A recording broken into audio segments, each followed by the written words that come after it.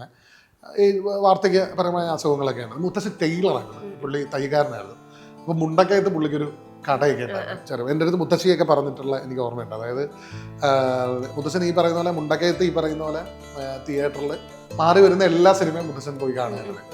അപ്പം കട അടച്ചിട്ട് ലാസ്റ്റ് 9:30 മുണ്ടക്കയത്തിനുള്ള ലാസ്റ്റ് വണ്ടി.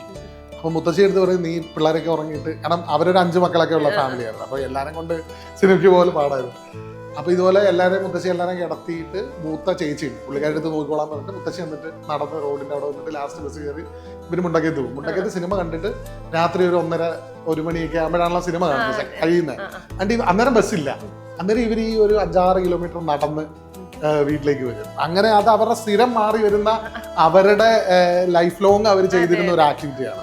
അപ്പൊ അവരുടെ റിലേഷൻഷിപ്പിലൊക്കെ ഈ സിനിമ എന്ന് പറയുന്നത് ഭയങ്കര മുത്തശ്ശിയുടെ ഇതിലുണ്ട്.